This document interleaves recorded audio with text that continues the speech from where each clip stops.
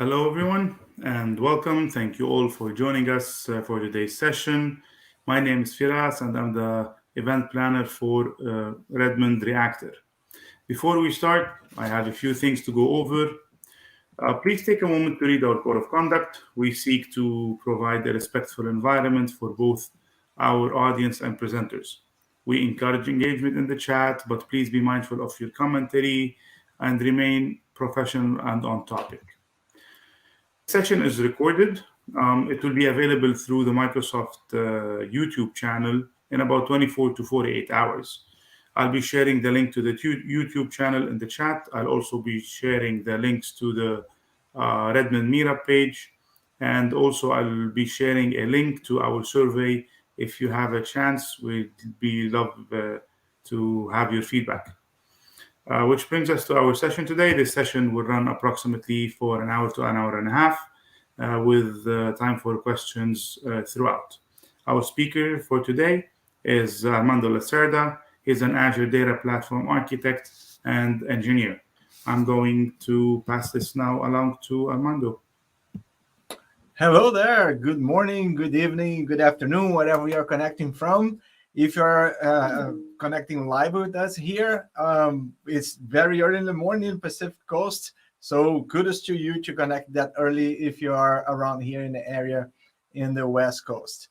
So our topic for today is this one here is a mouthful, right? Written here on our on the slide deck behind me. Create and publish a web application with Azure App Service and Visual Studio Code. So we have a packed hour to go and investigate all of that and get to learn how you guys can get started with Visual Studio Code and get your first web app published in Microsoft Azure. Once again, my name is Armando Lacerda. I am a Microsoft MVP. Which is an award that Microsoft gives to people who likes to share what they know about technology and for the benefit of the community. So you can be considered for that one. Just get busy sharing what you know and get noticed by Microsoft. And I'm also a Microsoft certified trainer, which means I deliver Microsoft certified classes for customers, for Microsoft customers on multiple technologies, on multiple subjects. I have a few certifications from Microsoft. I've been collecting certifications over time. So studying to get certified, it's a great way to acquire skills. You know, the certification is like the cherry on top of the cake. Spend time learning the topics there are for the certification is what really benefits. So you should consider, take a look on certification tracks.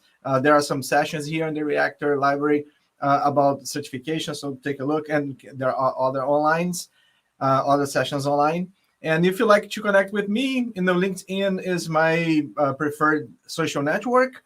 I do have a Facebook account, but it's more for personal stuff, and my Twitter is usually an echo of what happens on LinkedIn. So if you like to keep the conversation going after this, you're welcome to connect, or we can meet at the Microsoft technical communities, or in this case here, Stack Overflow for developers and so on. This is the only slide that I have for this session, right? I'm going to be using a whiteboard here, my iPad as a whiteboard, and I'm going to be writing some stuff so we can get the concepts of things as we move along. But this is the only slide that I have from all these sessions we have been presenting here. I love this one the most because it's going to be mostly hands-on. Now, what are the goals of this session? Again, let's look at the topic again. It's like, let's unpack what is in here. We are going to create and publish. So we're going to code, and we're going to deal with hosting environments. Publish means you're going to get my thing that I created, my code that I developed, and I'm going to get it somewhere else. Publishing means I'm going to get it to somewhere else. And my code is going to be a web application, right? So web application is the core element in here. And we're going to, right after this, I'm breaking down this title here, we're going to look into what's a web application. This is a very one-on-one level session, so we're going to get things from the beginning, make sure you get all the concepts right, you know, all the pieces, all the stones in the right place. So when we go to the code, we understand what we're doing. So web applications is our core, right? We want to do a web application. Like when you go to Google and you do a search, that's a web application. When you go to Microsoft.com and you see the portal there, that's a web application. Very complex ones, of course, but the principles are the same. And we're going to see how how these web applications work and how we can get started with a very simple one. For a web application to run, it needs to be published someplace. It needs to have a server somewhere that will host your codes, that will execute your code. In our case, we'll be using Azure, Microsoft Azure, as a host of what we are going to do, as a host for our code or the code we're going to develop. And there is a particular service in Azure, in Microsoft Azure, called App Service. So App Service is one of the options we have in Azure to host a website. There are a few options in there, implementing web technology, and App Services is the most common one, and it's the one you're going to be using here. Going to have a first contact with it. And Visual Studio Code, in order to develop your code, in order to, we are going to create a web application, meaning we're going to code. And in order to code, you need a code editor. A code editor can be something super simple like Notepad, but usually you want something more elaborated so we can speed up our process of creating applications. And in this session, we're going to be using Visual Studio Code.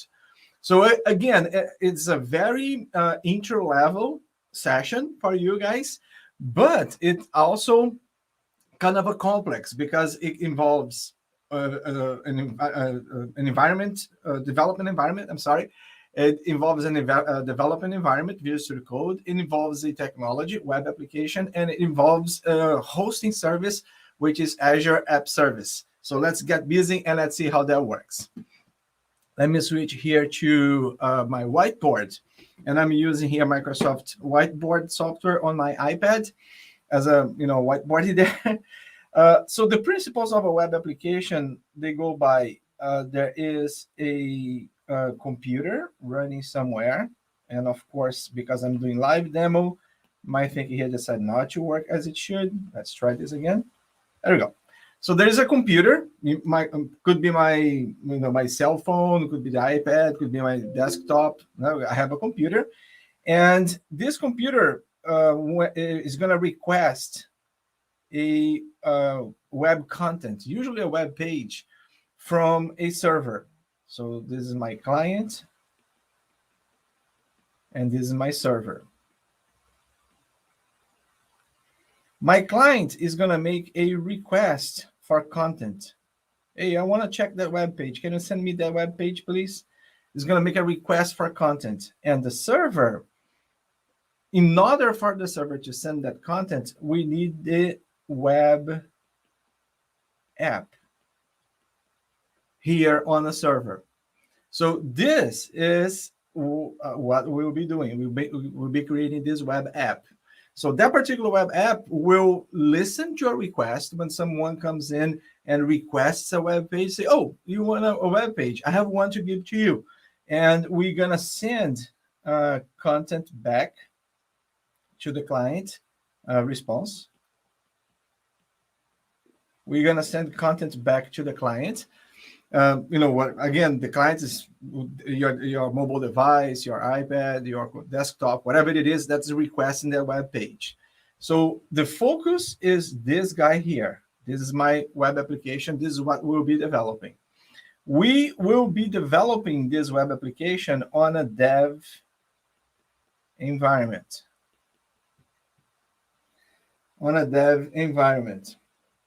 And the dev environment we're going to be using again is Visual Studio Code, which we have discussed in other sessions. If you don't have Visual Studio Code yet, you can download it for free. My one is already installed, so if you need some assistance when you install that one, you can look for the other sessions here in the Reactor library. Man, my brain is kind of slow today in the Reactors library. All right. So this is our development environment, Visual Studio Code. The code we're going to write we have multiple options for that, right? We can write web applications using multiple languages and libraries for those languages. We could do it in Python. We could do it in C#. We could do it, so many other options in there. In this particular session, I'm going to choose to do it in Node. Oops. I'm going to choose to, wrong one. There we go. To do it in Node.js. Actually, I did not use it. That's, again, one of the goals of this session is to invite you, to motivate you to use Microsoft Learn as a resource to dive deep into these topics in here. So we're going to use one of those learning paths that is in there. I'm going to show you in a second. And in that learning path, it's actually suggesting, showing you steps on how to do these things using Node.js. There are two options in there. I think it's Python and Node.js. I'm going to do Node.js just because. So this will be the platform, the kind of code we'll be doing. And here on the server, on the web service, there are two forks to this one here. There are two elements to this one here.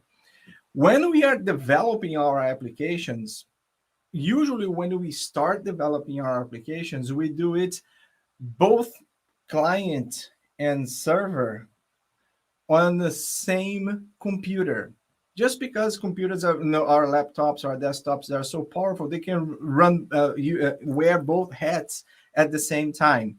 So our first approach in here will be exactly that, right? Both client and server will be running from my local computer, which makes it easier and simple to develop the code and test it.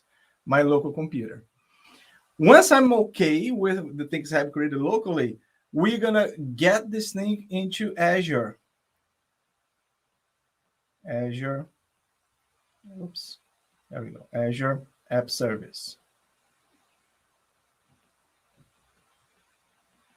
There we go. Azure App Service.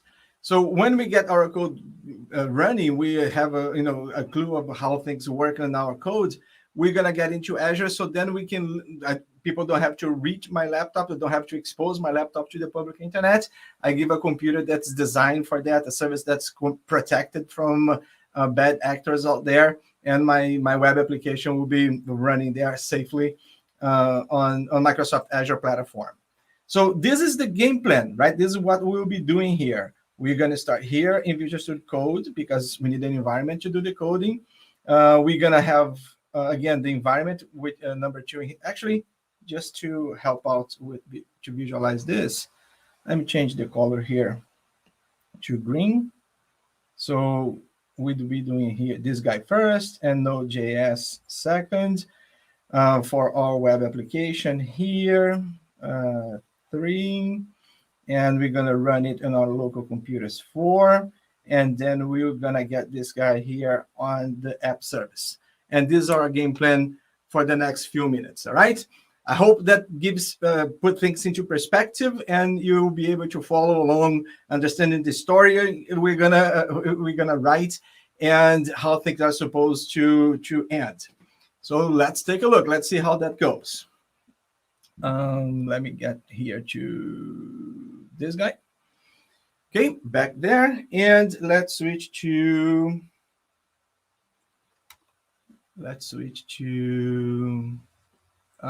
our learning path. So let me find here the learning path just quick. I lost track of the guy here for a second. Oh boy, it's supposed to be here somewhere. There we go. I think it's this one. Yeah, there it is. I got my mouse over there. Too many windows open. You know how it goes, right? I'm gonna get this browser here a little larger so we can all follow along. The link for this one here, you can Google by the title. Just do a web search by the title if you like. I'm not sure if Faraz has placed the link for this content in the chat window. No, I don't see it there yet, but we're gonna make it put it there soon. Meanwhile, let's go ahead and keep moving here. Okay.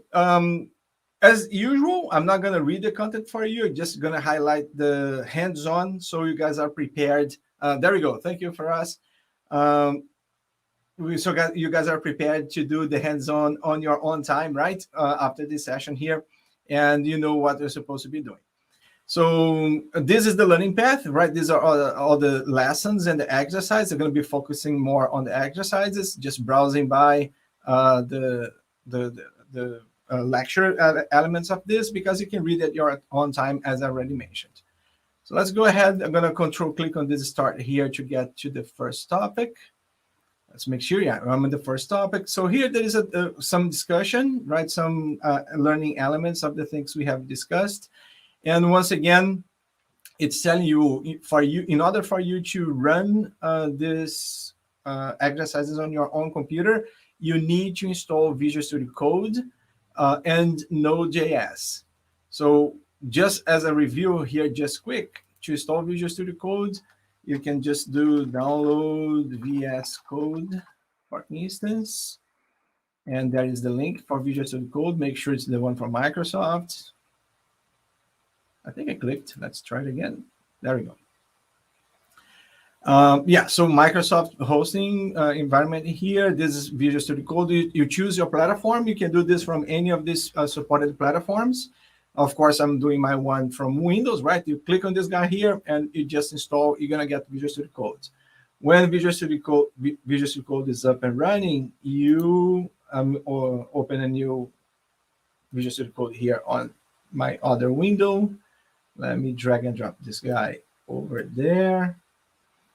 Once it is installed, you will see this, right? And I have it in dark mode just because, I have big monitor here. If I leave it white bright, I'm going to be blind in a couple hours. So, yeah, so this is Visual Studio Code. They're going to leave it here for us, waiting for us. The next thing you have to download is Node.js. So we can do download Node.js. And should be the first site there, download Node.js, this guy. So what is Node.js? Visual Studio Code is my editor, my code editor. Node.js is a platform. So when we develop applications, we never want to develop the application from scratch. Because if I'm really going to write every single code that is needed for an application to run on modern platforms, I'm going to spend months writing code nonstop. So we definitely want to leverage from from the community's work to speed up our process and get our application done as quick, as fast as possible. So we always elect a platform in order to develop your application. So if you're going to use going to develop from an Apple device and you want to do Apple specific code, you're going to choose an Apple platform, right? Whatever platform they have in there. If you're going to do cross-platform, if you're going to implement if you're going to write code that would run on multiple platforms, not just on Windows or a Mac, but also on Linux, like you saw Visual Studio Code, you choose a platform that supports this, that has this portability. So .NET Framework is one of them, which is a Microsoft one. We have other sessions on that one. You can check on the library and in the learning path. And in this one in particular is another option we have, is called Node.js. Now, Node.js is very popular too, has been around for a few years. And that's one of the reasons we are investing time on understanding Node.js. So on Windows platforms, when you get your Windows 10 or Windows 11 on your laptop or computer, usually this guy is not there. So you have to come in here and download. I have downloaded my one already. You're going to click here on the Windows installer. This file will download to your computer. You run the file install. Just a few clicks. It's super quick to install that one. One of the ways you can check if you already have it is by going to Visual Studio Code, for instance, and you ask for the terminal window. So if I go here into the View menu, there is an option in here. Let me zoom in. Oops, I think my zoom in is not working. 1 second. Let me get my zoom element in here too. work for us. There we go. So now I should be able to zoom in. Let's try this guy again. Click on View, F1. There we go. So notice that here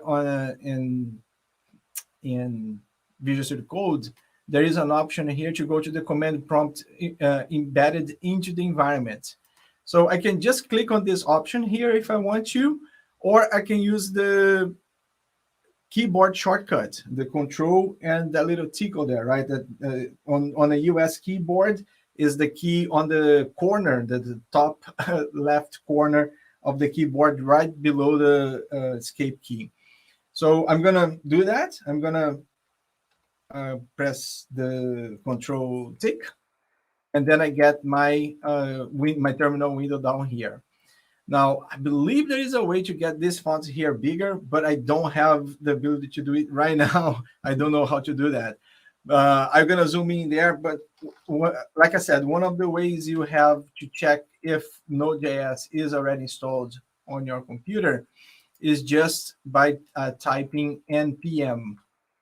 npm is the package manager. PM node package manager. npm is the package manager, one of the tools we have in the environment to manipulate our code and to get the elements for our code to execute. So if you do npm there and it doesn't give you an error like that, gives you a message, but not, it doesn't say, I don't know what npm is. It actually tells you that, hey, I'm here and I'm ready to get some commands from you. Come on. It doesn't want to show. Let's do it again. npm. There we go. So npm is there, and it gives me some of the possible options that I can use. And so that means that npm is installed on my computer. All right. I see a question there. Control plus. Well, let me try Control plus here. I don't think Control plus works on the terminal. It works on source code. Oh, yeah, it does. Thank you very much. That was Lucas. Thank you. I hope it stays. Sometimes these things are tricky. Anyways, so we got it there. Another thing about Visual Studio Code is this bar here on the left side called the extension elements, the extension modules for Visual Studio Code. So if you want Visual Studio Code to help you out as you type your code, you extend Visual Studio Code knowledges. Visual Studio Code knowledge on subjects, in this case, Node.js. So if I go in here and install a module for Node.js,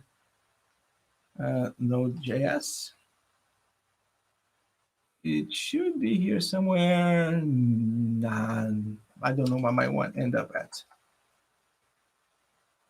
Node.js snippets. All right, so here's one, here's another. You can install these modules here, these extensions, to help you out when you write your code. One that I like to use just to make my code look better and more human readable is this extension here called Prettier. Yeah, Prettier. Funny, I must have uninstalled these guys because I had them all installed before. In any case, Prettier makes the code you write look better. It formats your code for you, so you don't have to worry much about indentation and cases and things like that. So yeah, so Visual Studio, the extensions in Visual Studio Code, perfect. Let's get back here to the browser. So these are the elements, right? One is Visual Studio Code, the other one is Node.js. The other element that our guide here tells us about is Azure. But for Azure, they're going to provide us a virtual machine with some elements already installed for Azure in Visual Studio Code, so I don't have to spend too much time in here. So let's keep moving and see what else is ahead. Let's get to the hands-on portion of this. Once again, you have the option to do these exercises either in Node.js or in Python, using the Flask environment to host your web application. And here's some content for you to read and learn about code, about Node.js. And within Node.js, they mention this particular library here, this particular framework, I rather say, called Express.js. So the idea of the Express.js, if I can switch back here to my whiteboard, this web application, the number 3 we have here, right? This web application we come to create, it will need some very deep technical elements that are always the same. You know, you have to connect to a port on the computer, to a TCP port.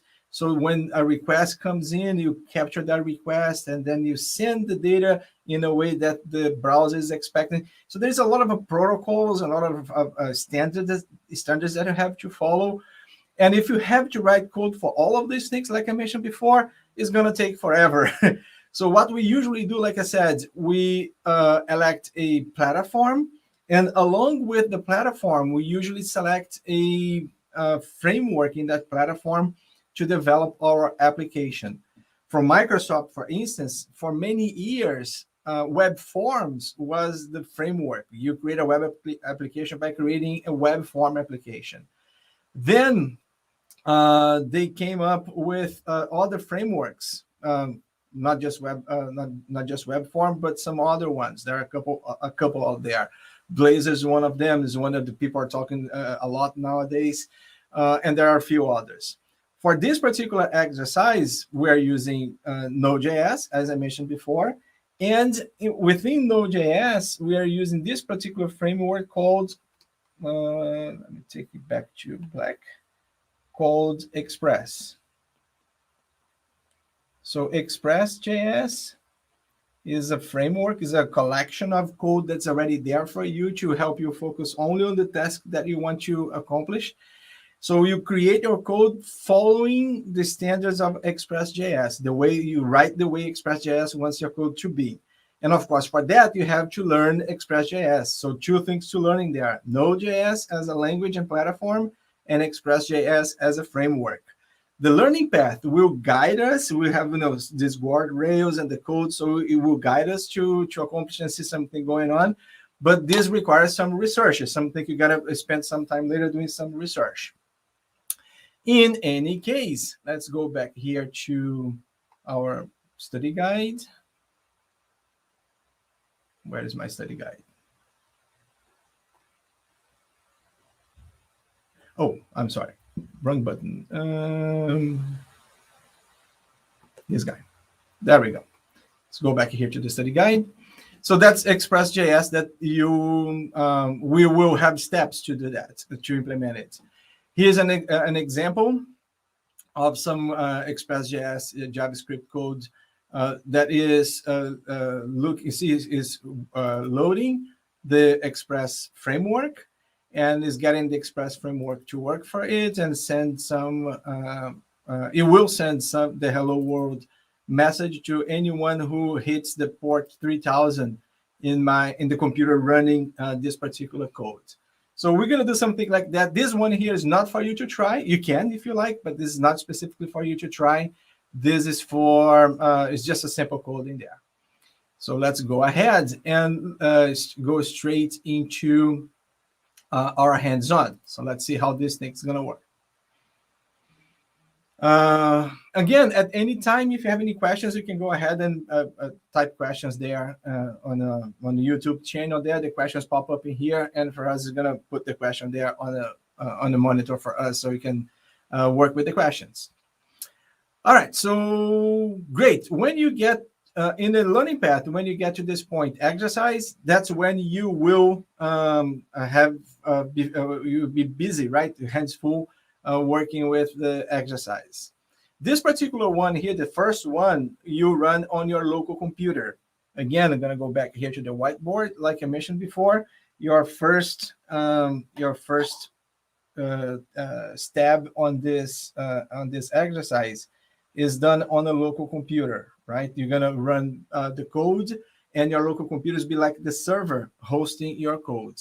And once it's tested, then we'll get it up in the cloud. So there'll be a second exercise and a third and a fourth where you're going to have the code in the cloud.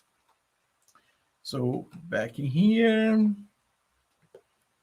All right, so let's see how that goes. Great. Okay. Because I'm going to write code right? I'm gonna get my code there so my application can work, and there will be files that will be given to me, which is the Express files, right? The framework to host the web application, to get structure to the web application. The first step they suggest here for you is to create a folder, and that's something you should do. For every new application, every new project or portion of a project, you should have a folder with the collection of files for that particular portion of your application. In this particular one, is a very small application, so just a folder will do it. So let's go back to Visual Studio Code, and once again, I'm going to go back to the terminal there, and in here, I have a folder that I've been using for years called Lab. Everything that I do in the lab. I do an experiment. And in the lab folder, I'm going to create a folder, MD, to make a directory, create a folder.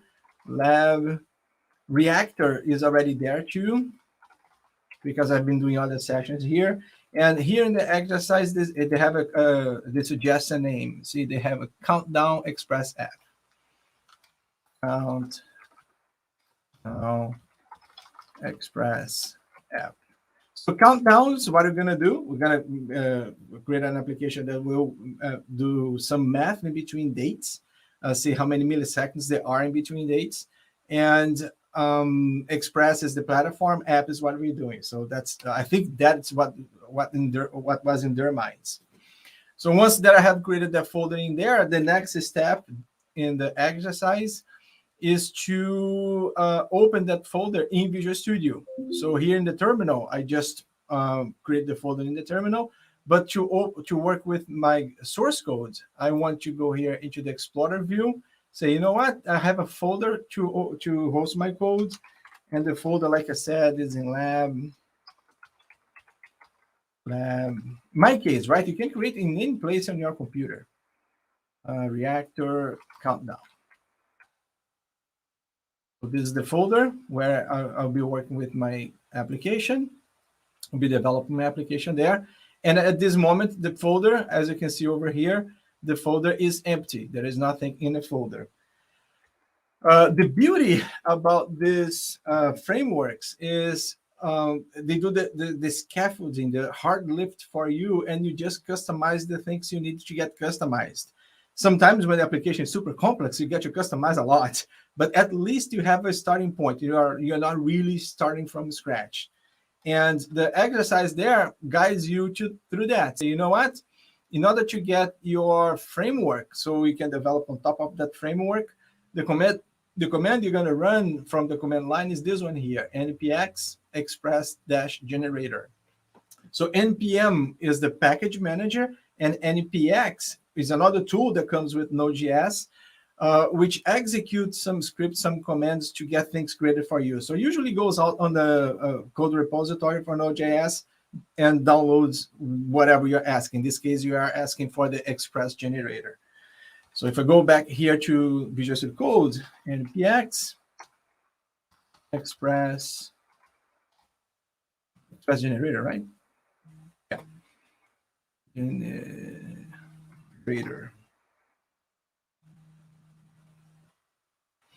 All right, run. So it just went up. If you run this for the first time, there'll be some messages popping up, like firewall and some warnings for you. You should be okay running these things as long as you download from the sources I have shown you. You know, the trusted sources. So notice that it went up to the internet, it downloaded something from the repository in there, and this is what it downloaded, this collection of files in here. And my folder that was empty is not empty anymore. Now I got a bunch of folders in here with the files, right, to run a web application. So there is a running web application at this moment here in my computer, in my local computer.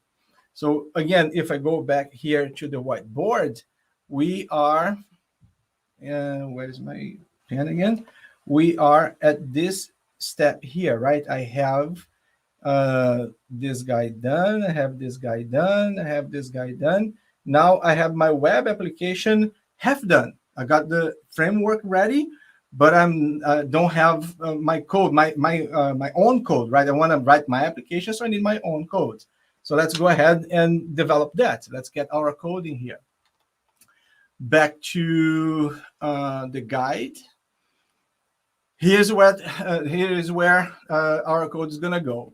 Now, at this point here, because they don't want to get in too deep into the woods on the structure of a web application, they will just guide you right to the spot where you're supposed to be writing code. So I'm gonna take some time here, super quick, right, just to give you an idea of where things are and where they are, why they are there, and what we're gonna write, what kind of code we're gonna write to those elements. So in here, in the bin folder, is all the libraries that will be there. They'll be downloaded from Node.js, right? We got the framework, but the libraries are not here yet. We're gonna get the libraries in a few. Here is any content that is public that can be referenced by our web pages and be connected to it, like public images and some JavaScript libraries, if I'm using any. The routes portion of this is where it tells the environment which file to look for when a particular request comes from the client. And this usually is where you have your code, your behavior, not what you want to show, but all the calculations. If you need to go to a database and collect data, your code for that would be here. And when you have the data that you need, you have formalized all the calculations, you have computed everything you need to do to compute. Here in the views, you have the files that will present your content. So the is a separation of concerns. On the routes and on the routes and in the public, you have the compute elements and the specific computes for particular requests, and all the calculations that are involved. And here in the views is when you get the results of your calculation, and then you display, right? You get the HTML code to display to your client that's requesting your content. So here we go. We're gonna implement this thing here. Because we need to calculate what we want to display first, they ask us to go ahead and look into a file, into a particular file that has the base code for where you're supposed to be doing calculations. So it says in here, in Visual Studio Code, expand routes, like I showed you, and look into the index.js. Historically, this keyword index is where, if there is no particular request, it usually defaults to index. So here in the routes, where I do compute, here in the index, double click on this file here, and I close my terminal, right? Just close my terminal. Here, let me Control Plus. Does it still work? Yep, still works. Okay. So here we go. Yeah, here's my code, and this is the default. I did not write this code when I did the npx express generator. It gave me this base code in here about creating elements on the screen, creating web content, right? To show something on the web browser on the screen.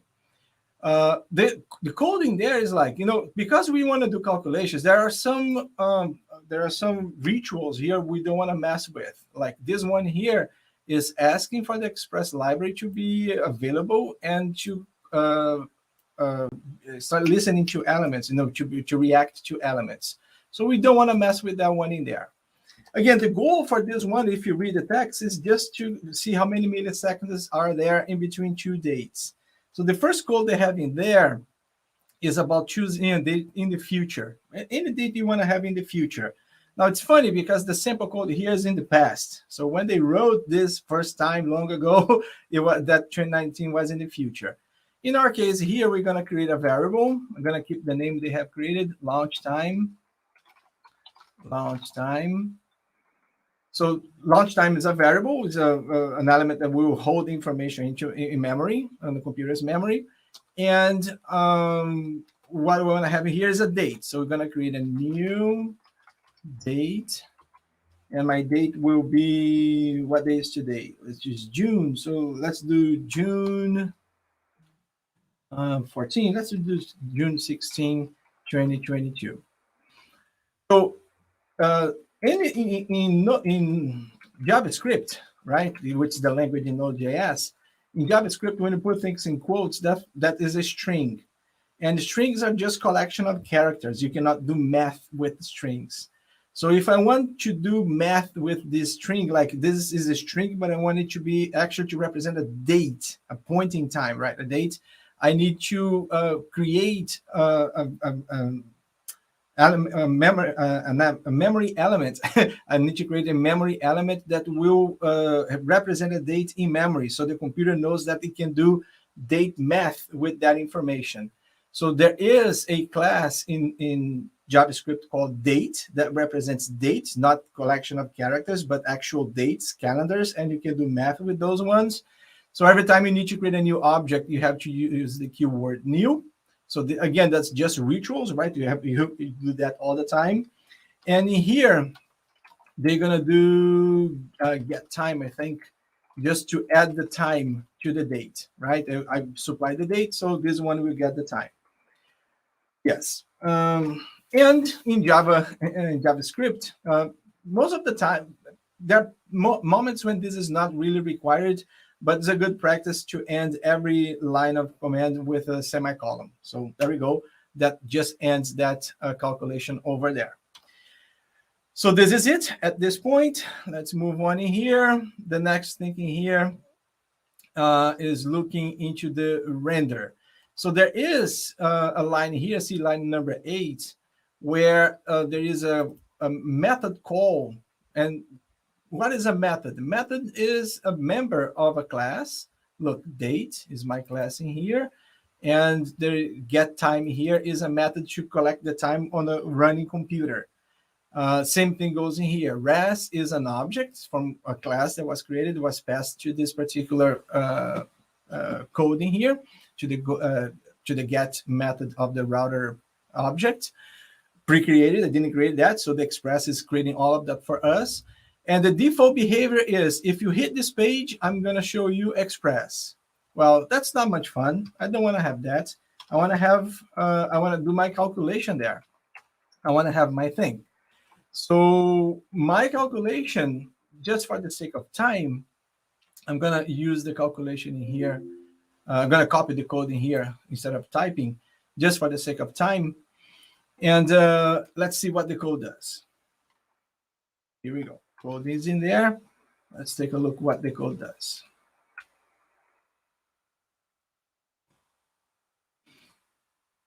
Yeah, so launch time has a time in the future, as we have seen before. A second variable is created in here, but it's the reason it's created here at this point of the code, in line number 9, is because I want to see the time when someone requests a page. It's not a time in the past, right? A stale time, but the current time of the host of my code when someone requests a page. So every time someone requests a page, this function will be executed because of the Express framework. So it will give me the current time at the time the function got, the page got requested. And then we'll do the math. You see, because my launch time and the current time, they are dates. We're going to do the math in here and see what's the time gap in between both dates. And every time you do calculations like that, the Java language, JavaScript language, defaults that calculation to milliseconds. So it's going to make this calculation in here. It's going to be a date object, date and time object. And we're going to get that number, date and time object, as a millisecond number, how many milliseconds there are in between these two times. And again, put in a variable right there. Keep in mind, right, what we do here in the route, in the code here, is not how to display, but what you want to get calculated. And we just got it done, right? We just calculated what we want to display. So now I'm going to send the information that I have calculated to the portion of the code that will actually display that thing on a web browser. So the code here creates a a JSON document that starts in here and ends in here. And this JSON document has two attributes. One is countdown, which is the math, in the milliseconds we have just done. And one here is a static message, just countdown to launch. Just a static one on a attribute called title. And with that, all the calculations we need to do are created. That's a very simple application. I'm just going by here the extra elements that were introduced into the application, so you can make sense of what you're doing, not just typing there and see if it works or not, right? All right, so that is that. Now it's time to define, to tell the framework, to tell Express how we want to present that in a browser, or in other words, how we want to render, right, the page. So now it's like, look, you're going to look into another file. You're going to go into the views folder, and you're going to look for the index.jade. So Jade is not HTML language, is a particular markup language, kind of reduced HTML with some mnemonics in there. So it makes it easier to create some simple web pages. So let's go find that one and find this line here. Welcome to my page, the title of my page. So let's go there. Here's the view folder. Here's the index Jade right there. And here's the line they pointed out. We're going to replace this line here. You see the title? Remember the title in the JSON document we just saw? The title will get in here. H1 will be my header with the title right there. Now I'm going to have here, I think there will be a paragraph. Let's take a look here. Where is it? Yeah, so there's these two code in here. Two lines of code. This is one.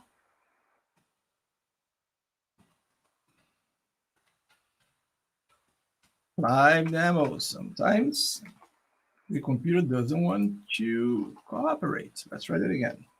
There we go. This is one, and this is another. So if you know a little bit of HTML, you have heard about the H1 tag, which is right here, right? Assign an H1 tag with the value of the title of my JSON document. Here's a P without the equal sign, so it's just whatever shows up in there, which is just this phrasing there, only a few days. And they're making fun of with the top in there, like the game is going to start in that many milliseconds. And here's the countdown. Now, the trick in here is this one here. I want to highlight to you, right? Because this one is not going to be displayed on the screen. Instead, what is going to happen here is that one is called interpolation, is going to replace that placeholder with the value of the attribute of my calculation of countdown. So that JSON document that was in here with my what is it here? See my countdown here, my JSON document in here with the calculated milliseconds. That information is represented by this attribute countdown, and countdown will show up in here. So the number will show up right in here. And that will do it for our application, right? This is the simple application we have. Now that I have used Visual Studio Code and I have used Node.js with the Express framework to create my application. Now it's time to run my application. And here, there we go. See, next step is run the application. So the first thing, because this is the first time I'm going to run the application, if I was just to run the application, we'll do npm start. So if I go down here and back to the terminal, like we learned before, and do npm start on the folder, right, where my application is. If I do just this, it's like, hey, I see your code, I see your application, but it's asking for things that are not in the folder yet. Where are the packages? So the first time you are using a particular package when you're developing to some platform, a web application, Azure service, Azure functions, whatever it is, you need to get those modules. You see the message right there in green here. You need to get the module or the package. So because the references are all there already, I just need to do npm install first to make sure I got those packages, those prerequisites. Now it's downloading content from the internet to my computer. And then I can do that npm start. Now the modules are on my computer, and the web application is there waiting for me to browse to it. And as you can recall, we have seen the code there. It's waiting for a hit for a request on port 3000, which means that if I go back here to my browser and open a new tab in here and do a local host on port 3000, I will see, there we go, look at that. I will see the content we have just seen. See, countdown to launch is my title on H1, right? And then I have a paragraph in there, and that many milliseconds in between whatever time I hit the server, I hit my web application, and the date that I hard-coded at the beginning. If I do refresh, that number keeps changing because it's getting closer and closer to that time. So there we go. We just got our first web application created. If we go back here to our design, we have just accomplished this, finished this one here, right? Number 3, and we get it running on our computer on number 4. So what's missing now, the last portion of this, will be just getting the app, the application running on a cloud host. In our case, in Azure, right? In the Azure app. So let me go back here and close this browser. Don't need this browser anymore. And let's stop the web application, right? I have just run my web application. See the hits coming in here. As I hit the page, I see how long it takes to process the code and send information back. So let's stop this one. Okay, stopped. The web application is not running here anymore. Now it's time to get my web application to run in Azure. So if you keep going here on your learning path, you have just done this. Okay, that worked. Perfect. Let's keep moving. The next topic in here will be explain a little bit about app services, what it is. I already mentioned to you, right? Is what my local computer is doing, hosting the application, but in the cloud, in this case, in Azure. It has multiple features, and we would spend hours here if you have to go through all of those. Is something that that you have to research on your own later, if you really want to be a developer, right? For a cloud developer, the app service is a particular service in Azure that hosts, defines the capacity. How powerful, how much compute power is backing my application. So we need an app service to define how much CPU, how much memory, how much disk space that will be made available in the cloud for us, so we can host our applications in there. So yeah, we're gonna be doing this. The fun part of this is that Visual Studio Code has an integration with Azure. There is the extensions that I mentioned earlier. There is an extension to deal with app services and app plans. And we're gonna see this guy working in a second. Once you have, let me go back up here a little bit. Once you have your Azure subscription and you've created your app service plan, and they're ready to receive your code, it's time to get the code from your computer into the cloud, into the hosting service. And this process is called, sometimes you see deploy, sometimes you see publish. You're going to publish your web application to a web service. In this case here, there will be a right-click button on the web application we are creating locally to get that one pushed to the cloud. All right. There is also support for debugging. I'm gonna save that one for you to take a look on your own time. Debug is a very important topic. It's like if my code's not working, I want to follow my code to see where it's breaking. But we don't have time to go through that here today. But it's important for you to know that you do have embedded debugging elements and tools in Visual Studio Code, even when your code is running in the cloud. So super cool. Now, you're going to love this one here. For the exercises in the cloud, to make sure you have everything you need for the cloud environment, Microsoft offers you for free this sandbox. You see there was a button in there. Just click on that button. See the application sandbox.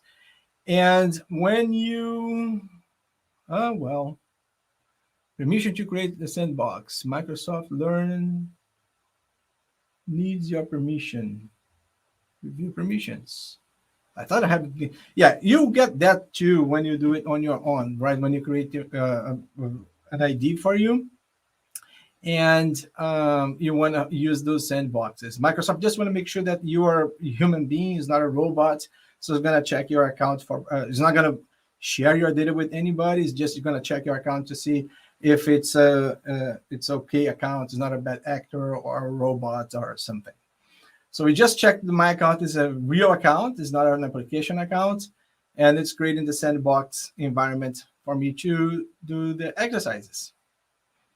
So let's wait here just a little bit. Meanwhile, are there any questions there? Let's see. Hey, all right. Can we get a link to this talk code? Yep, the link is there. Reactor YouTube will be published there in 24 to 48 hours. Thank you for us for helping out there with that. All right. So sandbox activated. Nice. You have the first time I get to this sandbox today. You have 10 activations per day when you want to do your exercises. So it is there somewhere, hopefully. Where is the sandbox? Okay, 4 hours is there. Installing the extension from Visual Studio Code.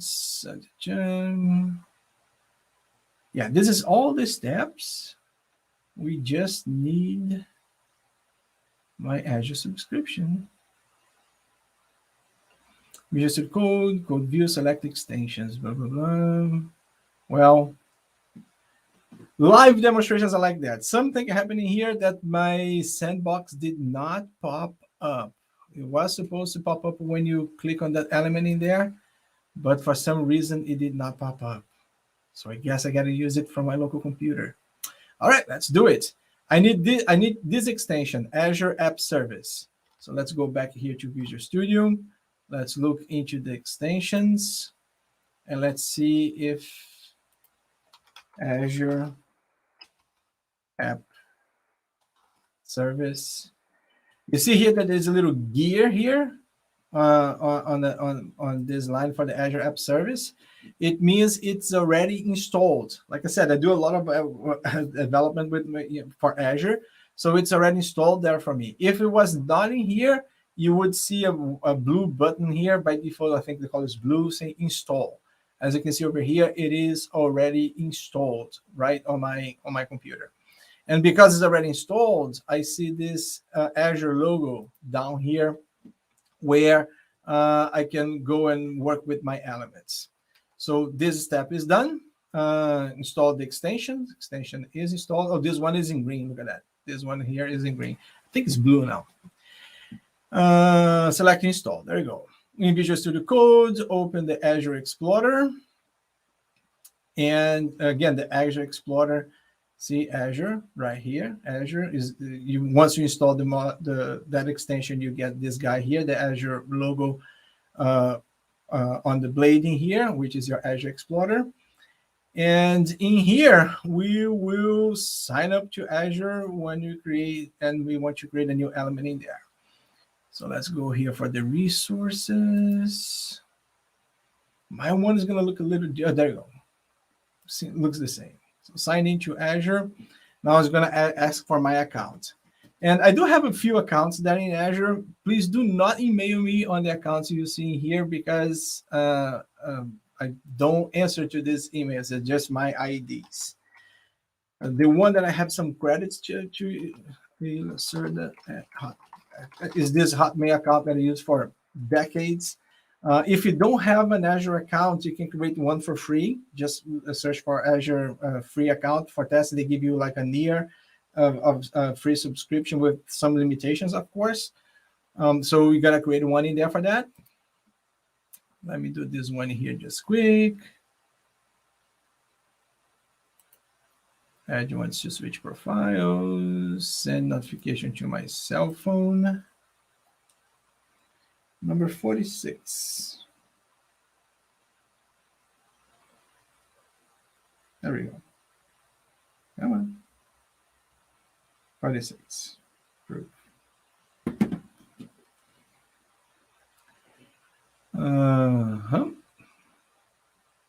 Close this box here. So now I'm signed in. I can close this browser page and go back to Visual Studio Code. Now I'm signed in. Nice. Okay, let me close this guy here. Right.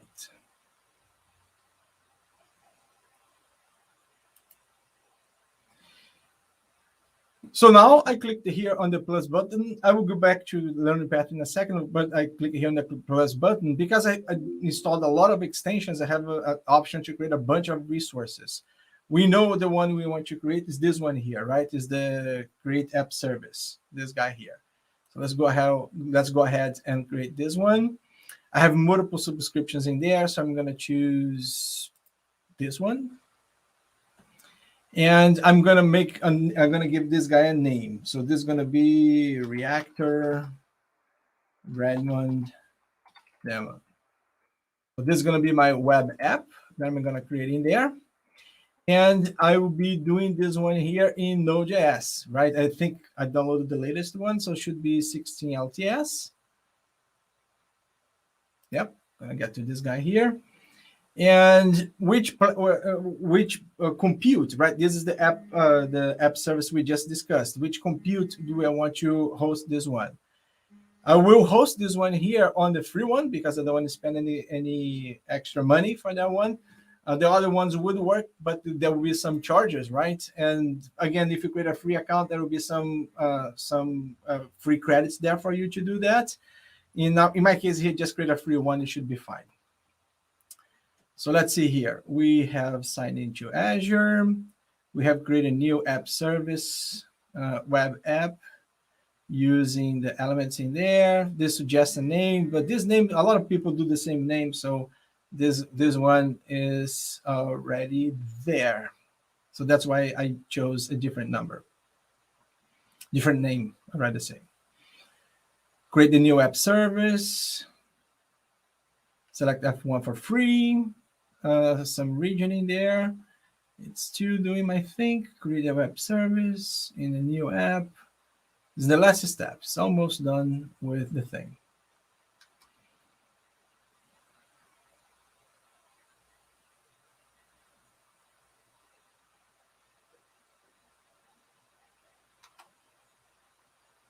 All right, so the web app created. That's nice. Let's take a look in here into my guide. This is my code already developed over there. Let's go back here to the Azure service. I think I created it here, right? On this subscription. There we go. Got app service going on over here. Well, this is empty. So it was not this one. Which one was it? Okay, this is it. So this is the app service we just created. Now it's time to deploy my code to this one here. I'm going to right click this guy, like they say over there, and I'm going to deploy to web app. So what do I want to deploy to the web app? I want to deploy that code that I created in my folder. So that's the one. There is a message here for me. See, are you sure you want to deploy this one? If there is anything there in the cloud, it's going to be thrown away, and this one will replace it. We will overwrite. Yeah, that's exactly what I want to do. Let's go ahead, and here behind me, you see the code, some message about the code being deployed. Let me switch places in here, see what is in there. What is that? Already deployed to workspace to always deploys? Yes. Go for it. All right, so once this is completed, it's going to take a little while to upload that code over there. you see here that the next steps is to go to the website that the web application just created. So it's going to get this Azure website.net suffix. And we should see the same resource, and you'll be able to browse from your computer, right? If you type that URL there on your computer, you can get the application going from your end too. You'll be able to browse from your end too. So while it's doing that, let me get here to the Azure Portal and see that web app over there. So portal.azure.com. So you can see that from there using my Hotmail account. Again, don't email me on that Hotmail account. I don't read that mailbox. I go there once a month and wipe out everything that's in there. So don't waste your time. If you want to connect with me, please go through LinkedIn. It's the perfect my preferred platform for connecting with people. All right, so if I go here and look for, mouse is kind of slow, my web app services right there. So if we're looking here in the app service, let's get this thing here a little bigger so you guys can follow. Here's my Reactor demo. It's running in US Central on the free tier, like we just seen. And here is the URL for the hosting service. So which means that if I copy this thing to the clipboard and open a new tab in here and paste it over there, we should see that countdown page popping up here momentarily. First time you hit, and I'm in the free tier, low priority, and all of that, it may take a little while on the first hit, but once it's warmed up, it should reply faster.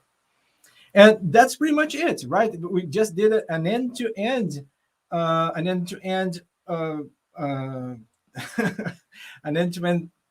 travel in between creating the application from scratch all the way to publish to Azure, right, in Azure App Service. So there it is. The application is there as it was working on my laptop, but now is in the public internet. And if you try that while we're here live, you can hit that website and you can check that the numbers there, the milliseconds, will change every time we refresh the page. If you're watching this recorded, I probably have already removed it from the website, so the URL won't work, but yours will, right? So you are invited to try this on your own, get these things work on your computer, and deploy your web application, right, using Node.js and Express JS. And that's pretty much it, right? That's the time we have to run these things today.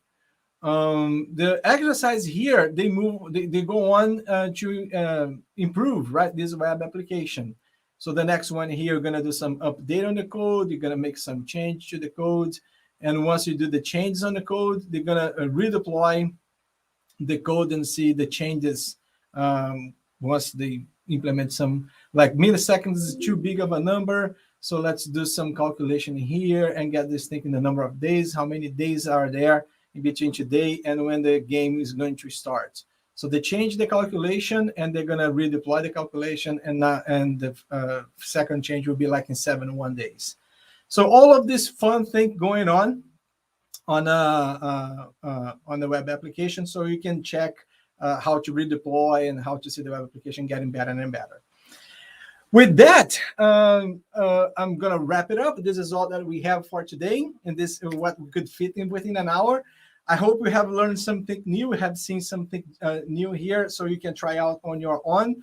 Please go ahead and go into Microsoft Learn, try this learning paths. There are multiple learning paths in there. There are other learning paths to create web applications in other languages, including C# and Python and some other ones. Hope you have enjoyed, and I see you in the next session. Before I hand it back to Faraz, let me see if there are any questions in here. Thank you, Phil, for the comments. Appreciate. I think this is it for us.